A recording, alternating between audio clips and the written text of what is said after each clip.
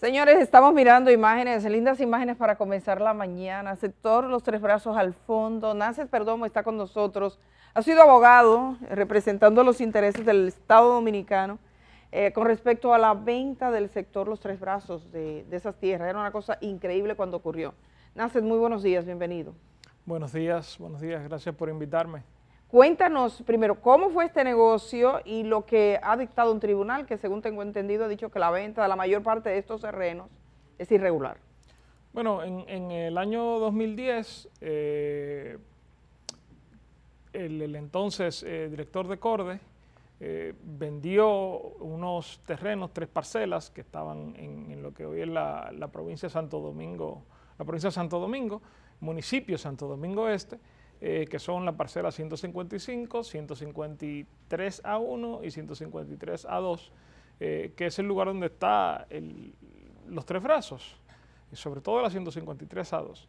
Eso se hizo sin tomar en cuenta los controles legales, las responsabilidades legales, e incluso violando la Constitución porque era necesaria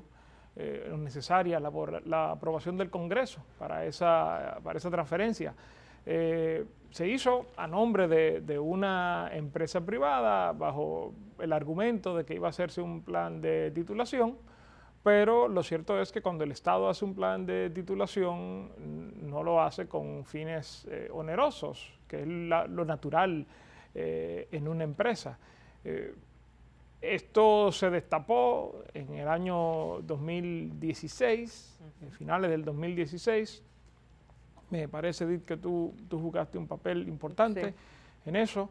Y bueno, el Estado Dominicano acudió a los tribunales de la República para anular esa venta y para que se declarara ilícito el proceso mediante el cual se había hecho esa venta. Ayer conocimos, nos fue notificada una sentencia, o la sentencia del Tribunal de Jurisdicción Original, que tiene fecha del 14 de octubre, en la cual el tribunal afirmó que esa transferencia había sido ilícita, había sido hecha de manera irregular.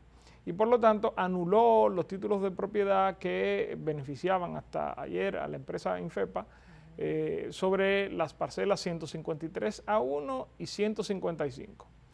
No hizo lo mismo el tribunal sobre la 153A2, pero las razones que argumenta son o procedimentales o fácilmente subsanables cuando el proceso continúe. ¿Por qué? Dice el tribunal, bueno, que para anular el deslinde, que había que hacer un procedimiento, eso por un lado, y lo otro, que no quería afectar los derechos adquiridos de personas que habían comprado esta empresa, los terrenos que ellos mismos habían construido. Eso último, que es perfectamente atendible, formaba parte de las cosas que había pedido el Estado Dominicano. El Estado Dominicano pidió desde el principio que aquellas personas que le habían comprado de buena fe a esta empresa los terrenos que además ellos mismos habían construido, es decir, ellos habían construido su casa y además tenían que estarla comprando, no fueran afectados. Pero el punto ahí es que el tribunal reconoció y lo dijo claramente que esa venta había violado la Constitución de la República. El proceso continuará, ya se han recuperado 2 de 3 parcelas, aunque la más grande todavía no se ha logrado, pero lo que sí se logró sobre las 3 parcelas es que el tribunal o un tribunal de la República ya ha dicho claramente que eso fue ilícito, y eso tiene consecuencias en el proceso y va a tener consecuencias en el proceso, porque no puede quedar en manos de un particular un bien que ha sido adquirido en violación no ni siquiera de la ley, sino ya de la Constitución de la República. Claro, aprovecho este momento, Nancy, para invitarte a un café, y quisiera también que me explicaras, que le explicaras al público que ve el día ahora, cómo se llegó también, cómo fue ese proceso en tribunales para llegar a esta sentencia. Fue un proceso bastante largo. La gente como suele suceder, se fijó más en el proceso penal, pero el proceso inmobiliario estaba caminando, y está caminando incluso desde antes de la pandemia. Hubo retrasos atendibles por el proceso pandémico, eso afectó casi todos los procesos que estaban en marcha en el país en ese momento, y además porque se habían solicitado unas medidas de instrucción que luego tardaron mucho en hacerse efectivas. Pero lo cierto es que ya él estaba en estado de fallo desde hace unos meses el proceso, y el juez sacó su sentencia la semana pasada y la notificaron ayer. Y la gente, esas personas también afectadas de algún modo u otro, ¿qué tan al tanto de la situación están? Ellos están representados en el proceso. Están representados a través del Comité de Defensa de los Tres Brazos y de la Comisión Dominicana de Derechos Humanos. O sea que ellos están ahí y van a todas las audiencias de manera militante. Nacet, sería bueno explicarle a la gente cómo se vendió este barrio con la gente dentro. O sea, por ejemplo, alguien que tuviese su casa ahí, porque es un sector que tiene escuela, tiene canchas, tiene calles pavimentadas, y de la noche a la mañana se da cuenta que Corde ha hecho un negocio y que ha vendido las tierras. ¿Cómo fue que se hizo eso? ¿Y cómo afecta? De modo, ¿qué esperaban ellos de las personas que vivían ahí por años? Bueno, mira, tú sabes, Los Tres Brazos es fruto del asentamiento, sobre todo del asentamiento damnificado del ciclón David, que fueron los que empezaron a hacer esa comunidad. Luego, Corde había intentado hacer programas de titulación, ellos dicen que no funcionaron, y luego decidieron inconsultamente vender esos terrenos a unos particulares. Fíjate que para hacer eso tuvieron que saltarse la Constitución de la República, pero además actuar en representación o de empresas que ya no existían, o actuar en representación de empresas que existían pero saltándose los controles societarios para hacer eso y las mismas normas de Corde. Y ya la ya mencionada Constitución de la República. La verdad es que lo que se tiene que proteger ahí, y el Tribunal Constitucional ha señalado eso con alguna frecuencia y cada vez que tiene oportunidad, que el derecho a la propiedad tiene una función social. De tal manera que si el Estado, que tiene muchos terrenos que están ocupados por comunidades, el Estado tiene que reconocer que esas personas que han creado una comunidad en ese lugar tienen un derecho sobre esos terrenos. El Tribunal Constitucional, en la sentencia TC 3612 y en una sentencia reciente del 11 de septiembre, el 13 de septiembre de este año, ha establecido ese precedente. Lo hacen en caso de parceleros de la reforma agraria, pero el Estado ha dicho que al margen del título de propiedad, poner a ser socialmente útil un inmueble, un terreno, genera derechos. Y por lo tanto, lo que tiene que hacerse en todo caso es garantizar que las personas que han levantado esa comunidad en Los Tres Brazos sean beneficiarios de su propio esfuerzo, que no se vean obligados a tener que pagarle a un particular para tener los títulos de propiedad sobre un terreno que en realidad es del Estado y que ellos son los que han puesto a valer porque han levantado una comunidad ahí. Nacet, ¿qué pasó con las personas? Inicialmente había un grupo de personas imputadas. Sabemos que un juez, el magistrado Consoró, que después salió del sistema judicial, declaró un auto de no lugar. Dice que el Ministerio Público no logró demostrar que ese había sido un proceso irregular.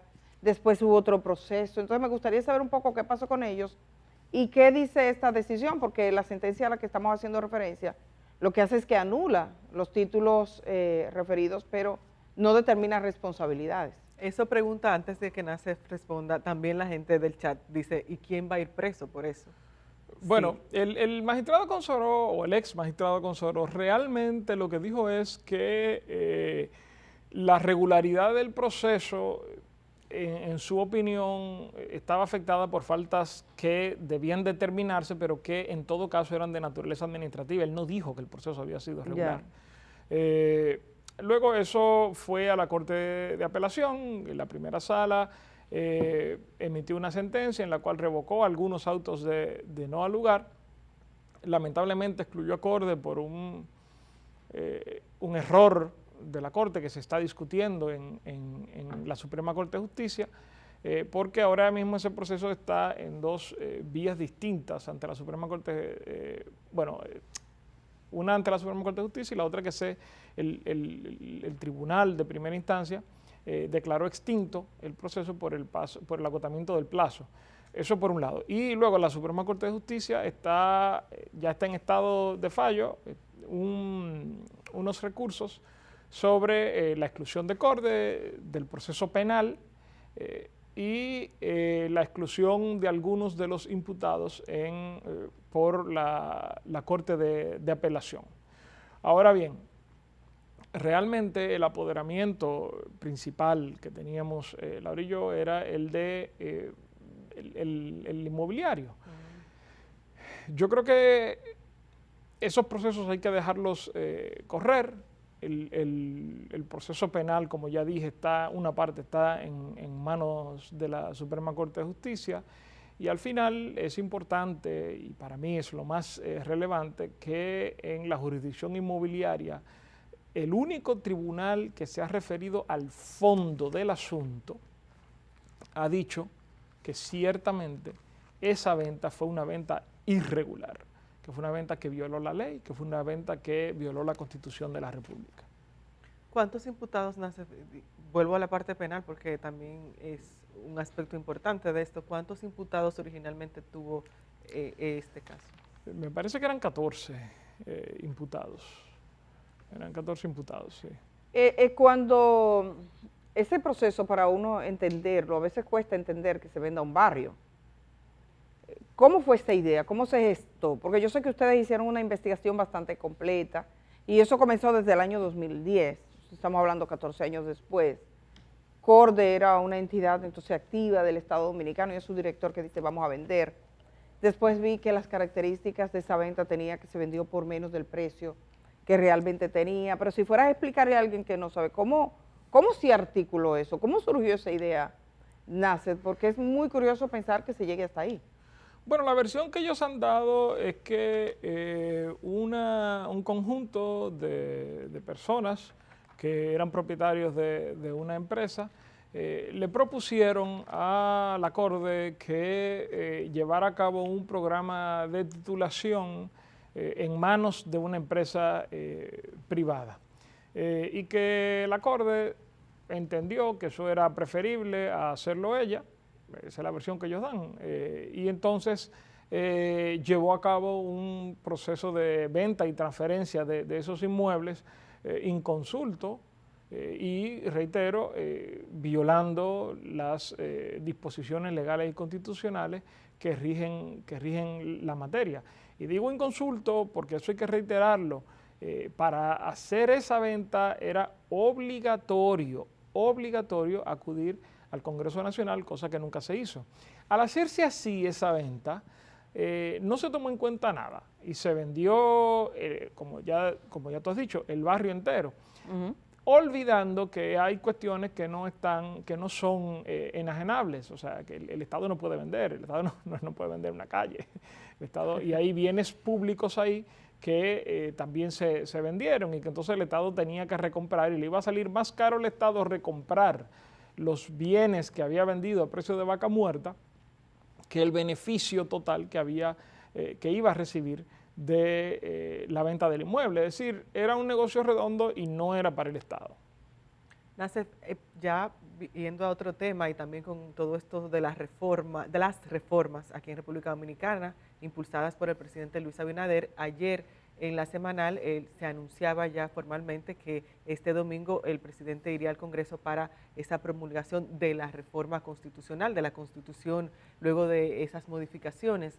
Desde tu punto de vista, ¿qué podemos esperar a partir de esta reforma o cómo valoras también lo que se hizo en el Congreso en estos días?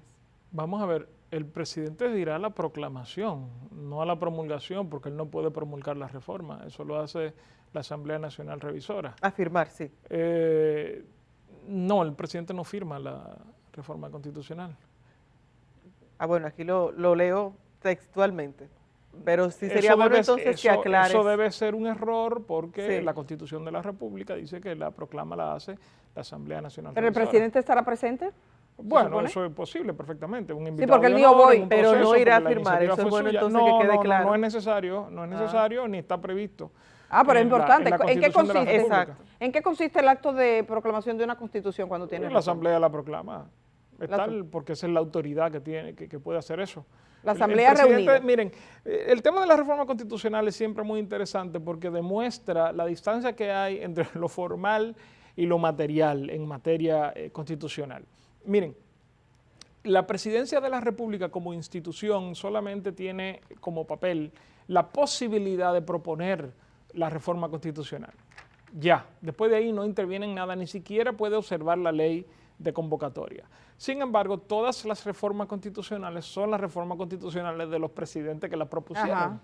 Eso te demuestra a ti que muchas veces el texto de la norma va por un lado y el poder va por el otro. Y eso es cierto no solamente en este caso, lo fue también en el 2015, lo fue en el 2010, lo fue en el 2002, lo fue en el 94, porque había que salvar una situación y además lo fue en el 66. Sobre el procedimiento de reforma, yo lo que lamento de esto, porque la Constitución está para modificarla, a mí eso ni me extraña ni me escandaliza y no soy de los que cree que la frecuencia de reforma constitucional es importante o que tiene un relevante. Peso fuerte. No. Y de hecho, la República Dominicana en los últimos 60 años, 56 años, ha sido de las constituciones más estables en nuestro entorno. Eso no es un problema. Ahora, ¿qué es lo que a mí sí me preocupa? Cuando se habló de la reforma constitucional y se dijo que se iba a modificar el texto de la cláusula pétrea, se advirtió que para eso era necesario celebrar un referéndum, porque el artículo 272 de la Constitución establece claramente que para tú modificar las normas y el procedimiento de reforma constitucional, tú tienes que acudir al referéndum. La cláusula pétrea que impide que la Asamblea Nacional Revisora modifique un texto de la Constitución es una norma de procedimiento porque es una norma que establece la competencia para la reforma constitucional. Eso se discutió, desde algunos sectores dijeron que lo que advertían eso, lo que querían era obstaculizar el proceso, que eran cuestiones políticas y todo eso. Pues bien, no van a convocar a referéndum, sin embargo se cuidaron y en la disposición transitoria sexta votada y que está presente en el informe de la Comisión de Verificación, dice que por excepción en esta ocasión no se va a aplicar la obligación de referéndum del artículo 272. Si no era necesario el referéndum, ¿para qué votan eso? Yeah. Pero además, esa disposición transitoria sí es claramente una afectación del artículo 272 de la Constitución, así que también tenía que ir a referéndum.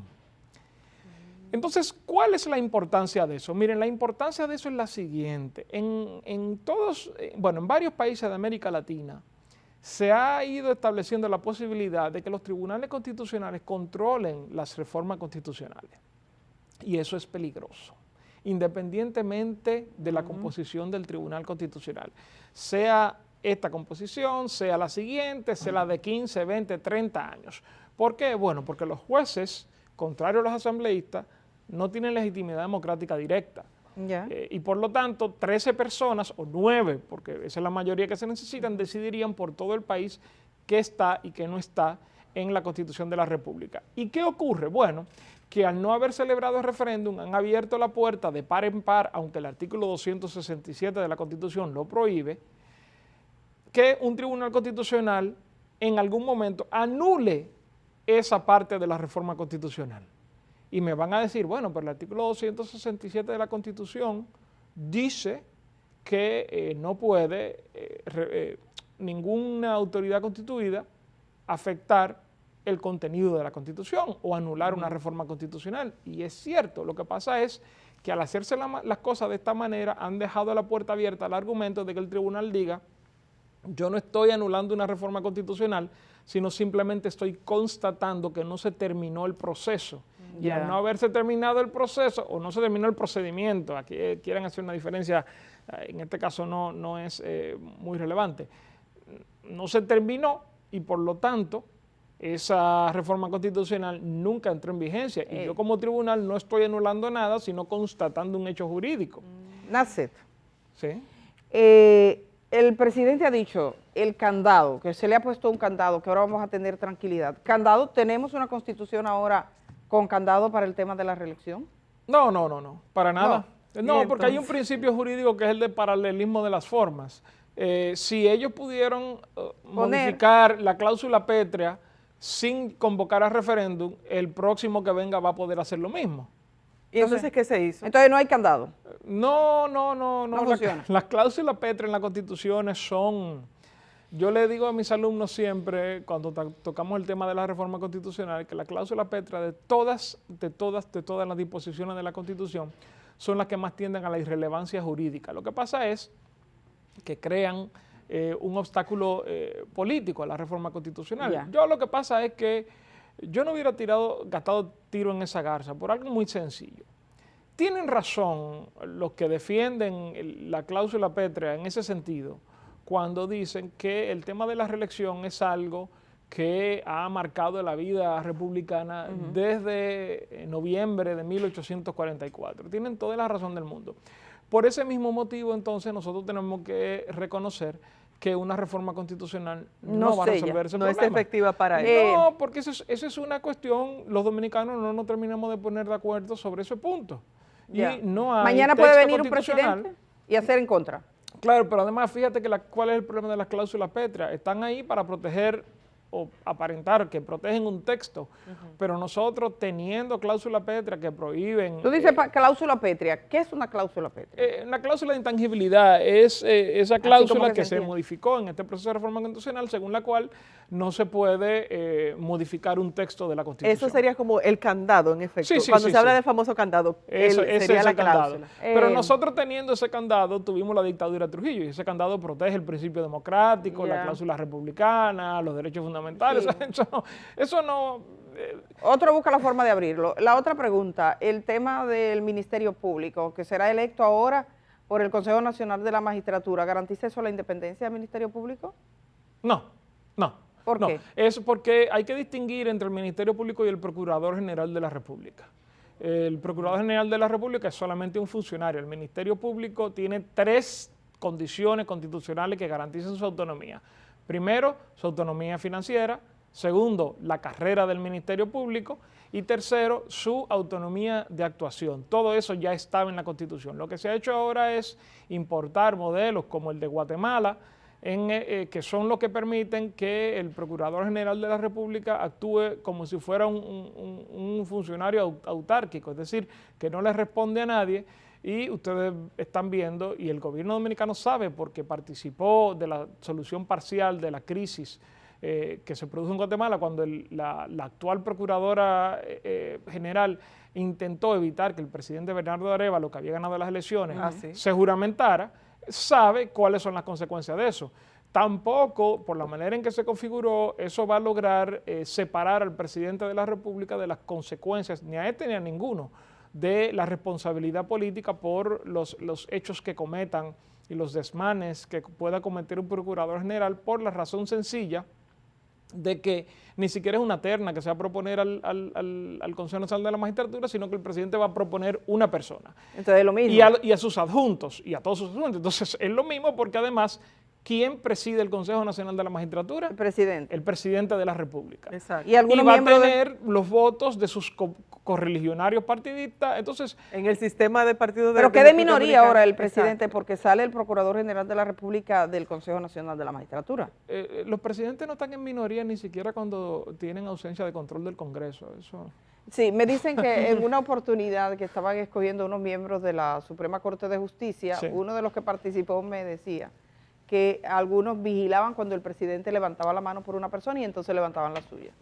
Claro, porque hay un tema. Los dos jueces de la Suprema Corte de Justicia que quedan en el Consejo Nacional de la Magistratura son evaluados cada 7 años por sus pares, entre los cuales está el presidente de la República, los dos del partido del presidente. Entonces, no, miren, realmente eso es una ficción jurídica. Los presidentes de la República, con la única excepción de 1998, que fue una excepción porque llegó a la presidencia Leonel Fernández, que no era ni primera ni segunda mayoría en el Senado, entonces tenía como 2 votos solamente en el Consejo, pero eso ya no se produce, no se ha producido en ninguna de las reuniones posteriores del Consejo Nacional de la Magistratura, que han sido muchas.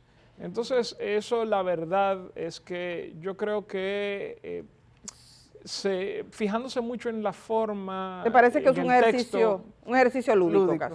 Sí, yo no hubiera reformado la Constitución para esas cosas, aunque sí me parece bien que sacaran al Procurador General de la República del Consejo, eso yo lo aplaudo mucho. Pero no tendremos... por ejemplo, se desaprovechó la oportunidad para establecer que los jueces de la Suprema duran 7 años y después se van. Porque si tú mantienes, yo lo aumentara a 9 para irla cambiando cada 4 años una tercera parte, pero si tú mantienes la facultad del Consejo Nacional de la Magistratura de que los jueces de la Suprema sean evaluados cada 7 años, tú lo que estás estableciendo es una espada de Damocles, no solamente sobre la Suprema Corte de Justicia, sino sobre 2 de los 8 miembros del Consejo Nacional de la Magistratura, con lo cual, ¿cuál es el cambio? O sea, ¿y cuáles otros aspectos tú hubieras modificado o recomendado al gobierno que modificara, que se tomara todo ese trabajo para reformular la Constitución, pero atendiendo a cuáles aspectos? Mira, hay cosas que yo hubiera, por ejemplo, a mí me extrañó porque cuando se discutió en el Consejo Económico y Social la propuesta de reforma constitucional, que le agradezco al licenciado Antoliano Peralta, consultor jurídico del Poder Ejecutivo, que me invitara para oír mi opinión, establecía una serie de cuestiones que luego fueron sacadas. Por ejemplo, República Dominicana en el 2020 enfrentó la posibilidad de que por causa de la pandemia no se pudieran celebrar elecciones antes del 16 de agosto. Eso fue siempre una posibilidad. Nosotros de hecho celebramos elecciones, uno de los pocos países del mundo en celebrar elecciones, en medio de la época más dura de la pandemia a nivel internacional. Y eso fue un riesgo que tomamos muy grave.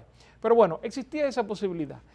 En la propuesta de reforma que se discutió en el Consejo Económico y Social, llevada por el Poder Ejecutivo, se establecía un mecanismo para determinar quién mantenía control del Estado si no era posible celebrar elecciones en algún momento, un terremoto, un huracán, lo que sea. Eso se sacó, yo creo que innecesariamente. Porque eso ya nos pasó una vez y tuvimos suerte porque nuestra clase política de todos los sectores actuó de manera muy responsable, pero uno no sabe la próxima vez qué va a ocurrir. Entonces, ese tipo de cuestiones, hay muchas cosas. Yo hubiera aclarado el tema de la segunda mayoría en el Consejo Nacional de la Magistratura también. Yo hubiera aclarado el tema de los diputados nacionales. O sea, hay muchas pequeñas y grandes cosas que se pudieron haber discutido y que hubieran tenido, yo creo que un impacto mayor. A mí me preocupa lo del Ministerio Público porque tenemos esa experiencia ahí cercana y a mí no me parece que hay que confiarle tanto poder a personas que luego no van a responder a nadie. Te dicen, bueno, que está el juicio político para sacar pero el juicio político aquí nosotros no se lo podemos aplicar completo ni siquiera a la Cámara de Cuentas. Pero Nasser, está muy expuesto el procurador ahora en esta nueva versión porque solo es un periodo de 2 años y digamos que también es problemático para su independencia, es decir... Pero es que el procurador no está llamado él a ser independiente, está llamado el Ministerio Público como institución a ser independiente y de hecho la carrera del Ministerio Público y la autonomía en cuanto a los principios de actuación protegen a los miembros del Ministerio Público no solamente de otros órganos sino también del Procurador General de la República. ¿Pero tú crees que tiene que conquistar alguna independencia, en este caso del procurador, porque a quien se ha dicho que se va a designar Pero ¿independencia de quién? No la tiene porque es nombrado y de hecho tiene que, a los 2 años tiene que ratificar o no. Pero si toma alguna medida que sea contraria a los intereses de esta gente, podría verse en problemas. Pero bueno, pero eso es una cuestión y yo entiendo el argumento de que un procurador general que no depende a los pies del Ejecutivo, pero a mí me parece más grave todavía un procurador general rebelado frente al Poder Ejecutivo que no lo quiere dejar gobernar. Y es que eso no es teórico, es que lo estamos viendo en Guatemala. Pero lo que estamos hablando, Nacet, es, por ejemplo, la posibilidad en Estados Unidos de que una fiscalía presente cargos contra un presidente. En Estados Unidos, frente a un presidente en activo, eso solamente... Sí, que lo pueda verificar, que lo pueda, sí, por poco Clinton, por poco terminamos. Eso es muy bien, lo que pasa es que esto no te lo garantiza. O sea, y en Estados Unidos eso solamente ha pasado con Clinton y con Nixon. Y el caso de Clinton, los abusos de ese procurador independiente fueron tan graves que los propios republicanos, que eran los que lo habían aupado, dejaron que se venciera la ley del Independent Counsel, es que se llamaba esa institución, porque fueron tan serios y tan graves que ellos, que fueron los beneficiarios políticos, dijeron, no, espérate, así no puede ser. Entonces, yo te voy a decir una cosa, mira, la virtud de una sociedad o de una institución no se mide por la falta de control sobre los órganos persecutores. Ahí siempre aplica siempre la ley de las consecuencias indeseadas o imprevistas.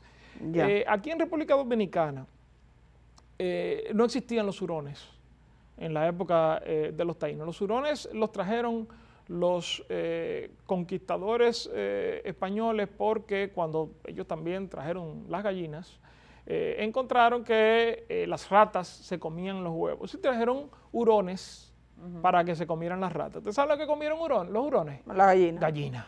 Entonces, eso es lo que pasa. Cuando tú creas una institución con un poder y con una falta de control, comienza a comer gallina. Claro, comienza a comer gallina, los mangos bajitos, como decía Juan Antonio Alex. Y es algo también muy sencillo. Bueno, 2 años parece muy poco, pero es suficiente para que un procurador general de la República, como el de Guatemala, por ejemplo, ponga contra las cuerdas a un poder ejecutivo y le diga no solamente que aquí se va a hacer las cosas que yo diga, sino que además si tú intentas quitarme, someto un expediente contra ti para hacerte imposible que tú me retires. Yo realmente eso me preocupa mucho. Tenemos que irnos, otro día seguimos conversando. Esto da para mucho.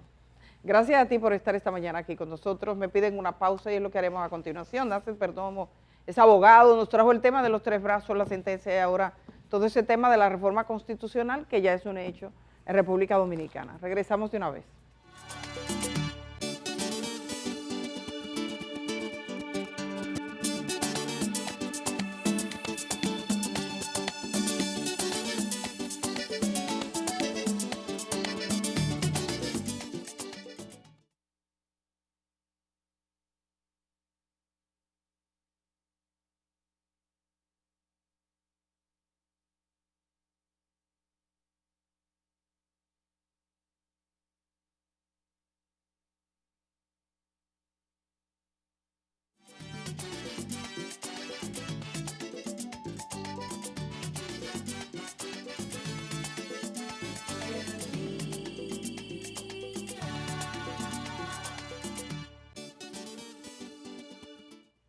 Señores, estamos terminando la jornada de hoy, agradeciéndoles a todos ustedes. Vamos a recordar mes para ir a evaluarse de sus mamas, todas las mujeres. Vamos a hacer caso, no es una campaña, hemos visto a muchas mujeres mayores con cáncer de mama que han ignorado, que no saben, que le falta información, es muy importante.